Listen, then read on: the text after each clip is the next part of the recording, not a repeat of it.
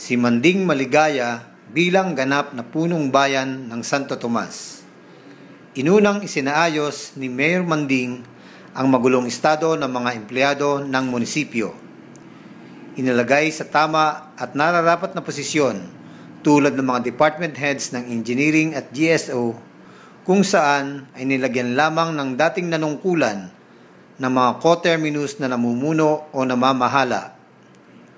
Ang mga matagal ng JO ay ginawang casual at ang mga casual ay ginawa na ngayong regular base sa kanilang mga qualifications at hindi ng recommendation ng kung sino lamang, maging sila man ay naging kakampi o kalaban sa politika. Nakatatanggap na rin ngayon ang maraming kawani na matagal nang dapat nakatatanggap ng GSIS, Pag-ibig at PhilHealth benefits.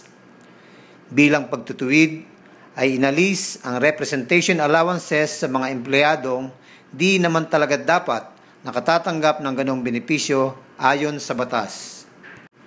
Nagkaroon na rin ng promotions ang mga kawani na merong civil service eligibilities at maligaya sila ngayon sa kanilang bagong estado. Meron din tayo ngayong libreng civil service review program para sa lahat ng mga interesadong kumuha ng civil service examination. Patuloy ang paglilinis at pagsisiyasat sa mga tiwaling empleyado at opisyal ng munisipyo sa pamamagitan ng itinayong Investigating and Prosecuting Team. Bahagi pa rin ng Moral Recovery Program ni Mayor Manding ay ang mapapansin niyong mga pari, pastor o ministro na nagbabahagi ng pangangaral o salita ng Diyos tuwing flag ceremony para magsilbing giya o gabay sa buong linggong pagtatrabaho ng ating mga empleyado. Sa education sector naman ay nakapagbigay po tayo ng 1,701 medalya at 3,373 diploma holders noong nakaraang graduation rites. Kamakailan lamang ay pinarangalan din ni Mayor Manding ang 21 honor high school graduates at ngayon nga ay dagdag bilang sila sa mga beneficiaries o scholars ng Manding Maligaya Scholarship Program. Isang malaking karangalan na naging representative ang Santo Tomas ng lalawigan ng Batangas sa isang national competition na tinawag na Aliwan Fiesta Festival 2013 at nilahukan po ito ng mahigit 100 piling mag-aaral na may talento sa pagsasayaw. Through the initiative of Mayor Manding Maligaya, ay ginastusan po ito ng pamahalang bayan ng halagang 915,000 pesos para sa costumes, trainers, props, and traveling expenses. Sa health services ay nakapagbigay na po tayo ng tulong pinansyal sa mahigit na 300 taong may sakit at halagang 600,000 pesos sa mga pamilyang namatayan. Patuloy rin ang pagbibigay natin ng tulong o serbisyo sa mga may sakit sa mata at ganun din ang libreng tule. Kahanay pa rin ng health services na ito ang healthy lifestyle and elderly lectures para sa ating mga senior citizens at iba pang may mga karamdaman. Patuloy rin ang pagtulong ni Mayor Manding sa mga may problema sa pagbabayad ng patubig sa pamamagitan ng offer niya na kalahati na lamang ang babayaran sa total unpaid bills at huhulugan na lamang sa loob ng 6 na buwan ang natirang kalahati. Andyan din ang libreng repairs ng lumang deep wells at supply ng bagong unit sa mga tunay na nangangailangan. Nagkaroon po tayo ng multi-sectoral consultative meetings upang maramdaman ng mahigit na 20 sectors ng ating bayan ng Santo Tomas na sila ay bahagi ng desisyon at ng municipal development programs and projects ng ating municipal government.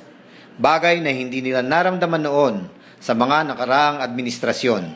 May ginawa na at ginagawa pa ring mga hakbang ang gobyerno ni Mayor Manding ngayon laban sa korupsyon at naaayon ito sa Republic Act 3019 or Anti-Graft Practices. Nagtalaga rin ng mga competent qualified consultants si Mayor Manding hindi para siya ay diktahan kundi para makatulong at masangguni niya sa ilang mahalaga pero masiselang desisyon.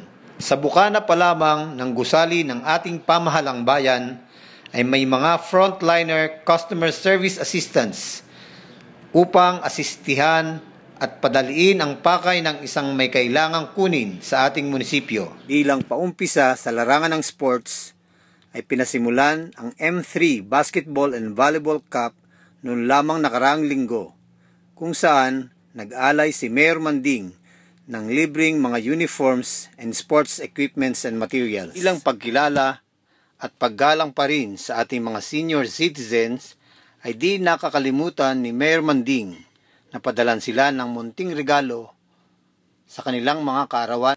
Nakipag-ugnayan na rin si Mayor Manding sa pamunuan ng mga industrial parks like FPIP sa Santa Anastasia at LISP sa San Rafael upang hilingin at tiyakin ng walang panggigipit sa mga investors na ito na maging prioridad ang mga taga Santo Tomas na maging trabahador o empleyado sa kanilang mga kumpanya. Nasundan pa ito ng isang tea cocktail party na ginanap sa ating munisipyo and hosted by Mayor Manding himself, kung saan ay dinaluhan ito ng may 40 officials o representatives ng iba't ibang corporate firms mula sa dalawang industrial parks na ito at iba pang lugar na sakop ng ating bayan. Sa okasyong ito, naramdaman at nakilala nila ang kakaibang pamunuan ng gobyerno ng Santo Tomas ngayon. Natuwa, namangha at naging positibo ang mga reaksyon ng mga kumpanyang ito sa ngayon lang nila naranasang courtesy and initiative move para sa business sector ng isang punong bayan ng Santo Tomas. Ang lahat ng mga ito ay bahagi lamang ng 10-point priority programs ni Mayor Manding na nagawa lamang niya sa mahigit na isang buwan pa lamang na paglilingkod sa ating mga kababayan. Tunay na sayang at malaking kawalan sa ating mga Tomasenyo ang 2 taon at 8 buwan na ipinagkait sa atin na walang ganitong uri ng serbisyo publiko. Naniniwala at isinusulong ng bagong pamahalang bayan ngayon ang matuwid at tamang paggamit ng kapangyarihan para sa kapakanan ng sambayanan at hindi sa pansariling interes lamang. Bukas po ang ating pamahalang bayan, lalo na ang Office of the Mayor, para sa lahat, upang maramdaman nyo na meron na tayong tunay at legal na gobyerno ngayon. Sa ganitong paraan ay kayo mismo ang makakakilala kay Mayor Manding Maligaya kung sino at paano siya magsilbi bilang siyang tunay at legal na ama at Sir Chief ng bayan ng Santo Tomas. Karugtong nito ay kayo na rin ang siguradong makapaghahambing at makapagsasabi ng katagang, tunay nga palang malungkot at mga baluktot noon, pero maligaya at matuwid na sa ngayon. Mabuhay ang Team Maligaya sapagkat ikaw ang umpisa ng aming bagong pag-asa.